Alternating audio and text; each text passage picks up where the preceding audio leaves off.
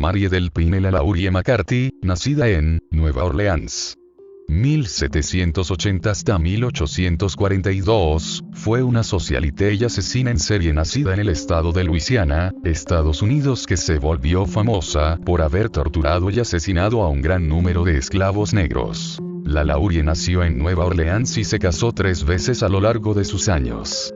Mantuvo una importante posición en los círculos sociales de su ciudad natal hasta el 10 de abril de 1834, cuando rescatadores que habían respondido a un incendio en su mansión en Royal Street descubrieron varios esclavos amarrados dentro de la casa, que mostraban evidencia de haber sido torturados por mucho tiempo.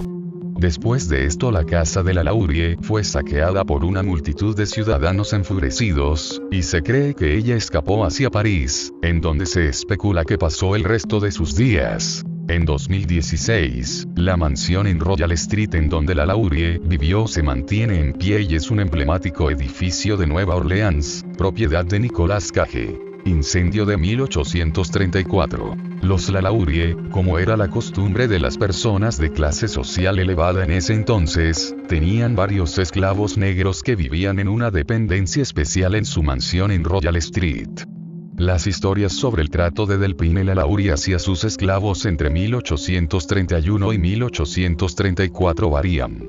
Harriet Martineau escribió en 1838, según historias que los residentes de Nueva Orleans le contaron durante su visita en 1836, que los esclavos de LaLaurie parecían estar muy demacrados y desdichados. Sin embargo, en público LaLaurie se mostraba por lo general muy amable con la gente de raza negra y preocupada de la salud de sus esclavos, y los registros de la época muestran que LaLaurie emancipó a 2 de sus propios esclavos, Jean Louis en 1819 y De Vince en 1832.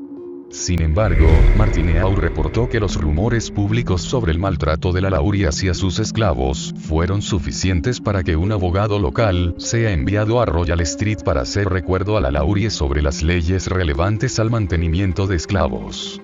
En su visita, el abogado no encontró ninguna evidencia de maltrato de esclavos por parte de LaLaurie. Martineau también contó otras historias de la crueldad de LaLaurie que eran conocidas entre los residentes de Nueva Orleans en más o menos el año 1836. Indicó que, poco después de la visita del abogado local, uno de los vecinos de LaLaurie vio a uno de los esclavos de LaLaurie, una niña de 12 años llamada Leah, morir tras caer desde el tejado de la mansión en Royal Street, mientras trataba de evitar ser castigada a latigazos por Delphine LaLaurie.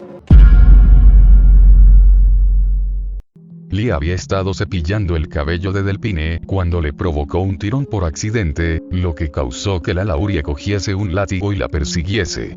El cuerpo fue enterrado más adelante en el jardín de la mansión. Según Martineau, este incidente llevó a una investigación de los LaLaurie, la cual los encontró culpables de crueldad ilegal y los obligó a dejar ir a 9 esclavos. Los 9 esclavos fueron comprados de vuelta por los LaLaurie a través de la intermediación de uno de sus familiares, y traídos de vuelta a su residencia en Royal Street.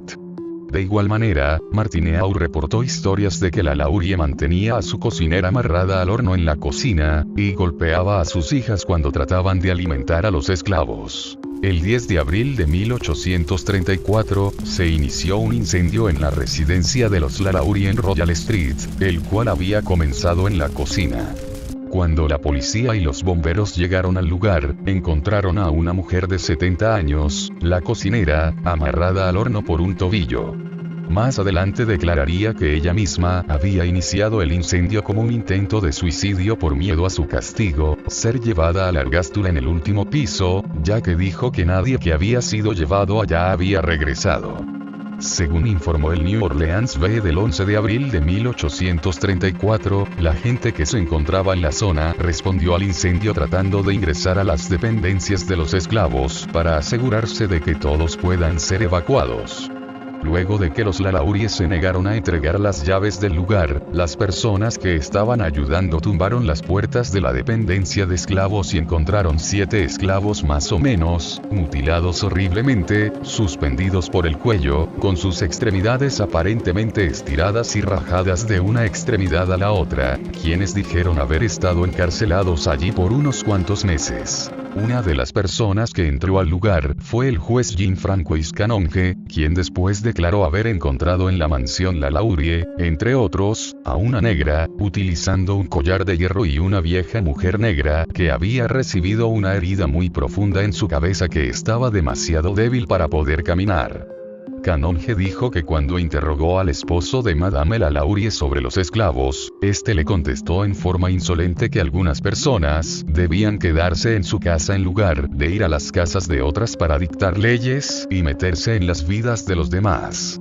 Una versión de esta historia que circuló en 1836, recopilada por Martineau, añadió que los esclavos estaban esqueléticos, mostraban señales de haber sido azotados, eran amarrados en posturas restrictivas, y utilizaban collares de hierro con púas que mantenían sus cabezas en posiciones estáticas. Cuando el descubrimiento de la tortura de esclavos se hizo bien conocido, una turba de ciudadanos locales atacaron la residencia de Lalaurie y demolieron y destruyeron todo lo que pudieron. Un sheriff y sus oficiales fueron enviados a dispersar a la multitud, pero para cuando la gente se fue, la propiedad en Royal Street había sufrido daños importantes, y no quedaba mucho más que las paredes. Los esclavos torturados fueron llevados a una cárcel local, en donde los pusieron a vista del público. El New Orleans Bee reportó que para el 12 de abril, unas 4.000 personas habían ido a ver a los esclavos torturados para convencerse de su sufrimiento. El Pittsfield Sun, citando al New Orleans Advertiser en un artículo escrito varias semanas después de la evacuación de la dependencia de esclavos de Lalaurie, indicó que 2 de los esclavos encontrados en la mansión de Lalaurie habían muerto desde su rescate y añadió: entendemos que, luego de cavar en el jardín, se encontraron cuerpos, y una vez destapado el pozo de la mansión se encontraron más, entre ellos el de un niño. Estas declaraciones fueron repetidas por Martineau en su libro de 1838 Retrospect of Western Travel, en donde indicó que el número de cuerpos desenterrados fueron 2, incluyendo al niño. Después de 1945, las historias de los esclavos de Lalaurie se volvieron considerablemente más explícitas. Jeanne de Lavigne escribió en la publicación Ghost Stories of Old New Orleans, en español, Historias de fantasmas en la antigua Nueva Orleans, que supuestamente Lalaurie tenía un sadístico apetito que no parecía saciarse sino hasta que infligía en uno o más de sus esclavos una terrible forma de tortura, e indicó que las personas que respondieron al incendio de 1834 habían encontrado esclavos, completamente desnudos, encadenados a la pared, con los ojos arrancados, sus uñas arrancadas de raíz. Otros tenían sus articulaciones completamente raspadas e infectadas, agujeros grandes en sus nalgas de donde se había arrancado un pedazo de carne, sus orejas colgando de sus cabezas, sus labios amarrados, intestinos al aire y amarrados alrededor de sus cinturas desnudas. Había agujeros en sus cráneos, en donde un palo había sido utilizado para batir los cerebros.